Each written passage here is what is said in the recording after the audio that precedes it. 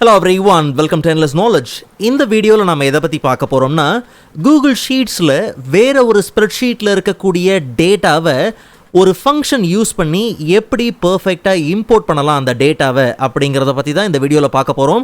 So உங்களுக்கு இந்த வீடியோவில் உள்ள கண்டென்ட் எல்லாமே புரியுதுன்னா மறக்காமல் லைக் பண்ணுங்கள். அண்ட் அதை விட ரொம்ப முக்கியம், இதை பற்றி தெரியாதவங்களுக்கு கண்டிப்பாக ஷேர் பண்ணிவிடுங்க. அண்ட் நீங்கள் இன்னுமே சேனலை சப்ஸ்கிரைப் பண்ணாமலே பார்த்துட்ருக்கீங்கன்னா மறக்காமல் சப்ஸ்கிரைப் பண்ணுங்கள். அண்ட் சப்ஸ்கிரைப் பண்ண கையோட பக்கத்தில் இருக்கக்கூடிய பெல் ஐக்கனை கிளிக் பண்ணி ஆல் நோட்டிஃபிகேஷன்ஸை மறக்காமல் எனேபிள் பண்ணிக்கோங்க.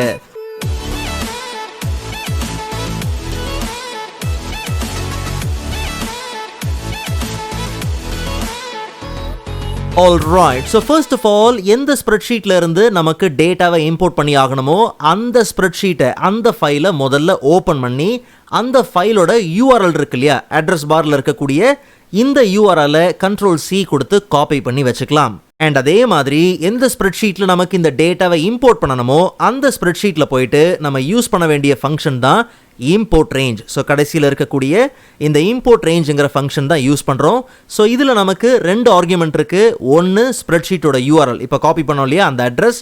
ரெண்டாவது பார்த்தோம்னா அந்த ஸ்ப்ரெட்ஷீட்டில் இருந்து எந்த ஷீட்டோ இல்லை அந்த ஸ்ப்ரெட்ஷீட்டில் இருக்கக்கூடிய எந்த டேட்டா ரேஞ்சை நம்ம இம்போர்ட் பண்ண போகிறோமோ அதை தான் இந்த ரேஞ்ச் ஸ்ட்ரிங்கில் நம்ம கொடுக்க போகிறோம். ஸோ ஸ்ப்ரெட்ஷீட் URL-ல காப்பி பண்ண அந்த அட்ரஸை ஜஸ்ட் நம்ம டபுள் கோட்டுக்குள்ளே Ctrl+V கொடுத்து பேஸ்ட் பண்ணிடலாம். அண்ட் ஃபைனலாக டபுள் கோட்டை ஜஸ்ட் நம்ம க்ளோஸ் பண்ணிடலாம். கமா கொடுத்ததுக்கு அப்புறம் அடுத்த ஆர்குமெண்ட் என்னது, ரேஞ்ச் ஸ்ட்ரிங்.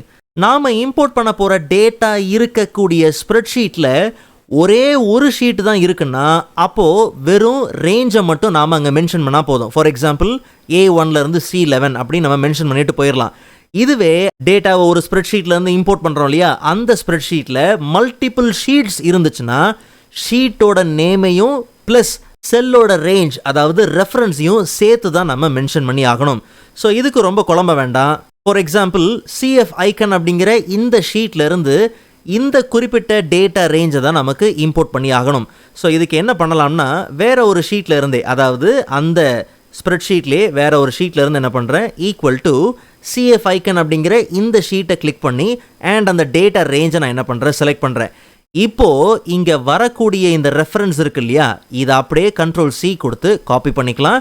அண்ட் இம்போர்ட் பண்ண வேண்டிய அந்த ஸ்ப்ரெட்ஷீட்டில் போயிட்டு ரேஞ்ச் ஸ்ட்ரிங் அப்படிங்கிற செகண்ட் ஆர்குமெண்ட்டில் Ctrl+V கொடுத்து பேஸ்ட் பண்ணிடலாம். ஆனால் அப்படியே என்டர் கொடுக்கக்கூடாது, இதுலேயும் ஒரு சின்ன மாடிஃபிகேஷன் பண்ணியாகணும். காரணம் என்னென்னா CF ஐக்கன் அப்படிங்கிற ஷீட் நேமுக்கு பக்கத்தில் ரெண்டு சிங்கிள் கோட் இருக்கு இல்லையா, அதை ரெண்டுத்தையுமே நாம் ரிமூவ் பண்ணிடலாம். காரணம் அந்த இடத்துல நமக்கு ஸ்டார்டிங்கில் ஒரு டபுள் கோட், அதே மாதிரி எண்டில் ஒரு டபுள் கோட் அண்ட் ஃபைனலாக ப்ராக்கெட்டை க்ளோஸ் பண்ணிவிட்டு என்டர் கொடுத்தோம்னா போதும்.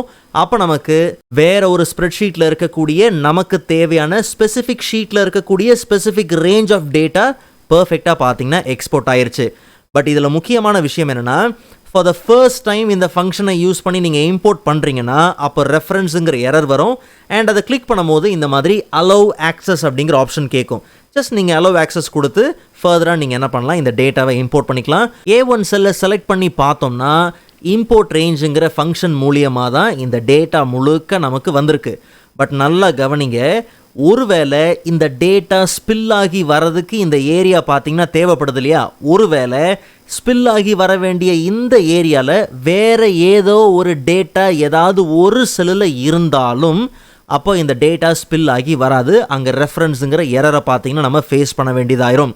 ஸோ ஸ்பில் ஆகலை, ரெஃபரன்ஸ் வருது, எரர் வருதுன்னா ஜஸ்ட் அந்த ஏரியாவை ஜஸ்ட் நீங்கள் என்ன பண்ணுங்கள், செக் பண்ணி பாருங்கள். ஃபார் எக்ஸாம்பிள் ஒரு செல்லில் வெறும் ஸ்பேஸ் இருந்தால் கூட அந்த செல்லில் ஏதோ ஒன்று இருக்கிற மாதிரி தான். ஸோ அப்போது அது என்ன ஆகும், அந்த டேட்டா ஸ்பில் ஆகிறத பார்த்தீங்கன்னா தடுக்கும்.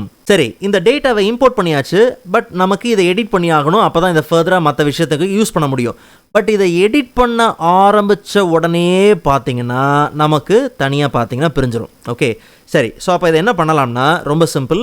இந்த டேட்டாவை Ctrl+A கொடுத்து என்ன பண்ணுங்கள், செலக்ட் பண்ணுங்கள் அண்ட் Ctrl+C கொடுத்து காப்பி பண்ணுங்கள். காப்பி பண்ணிவிட்டு இதே லொக்கேஷனில் வேணும்னாலும் சரி, இல்லை வேறு ஒரு ஷீட்லனாலும் சரி. என்ன கேட்டிங்கன்னா வேறு ஒரு ஷீட் ரொம்ப நல்லது.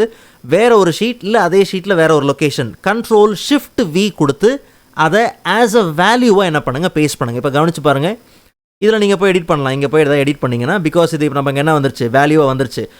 முன்னாடி நம்ம இம்போர்ட் பண்ணது அது ஒரு ஃபங்க்ஷன் மூலிமா. ஸோ அந்த ஃபங்க்ஷன் அந்த ஒரு செல்லில் காலியானாலும் மீதி டேட்டா நமக்கு அங்கே வரப்போகிறது கிடையாது.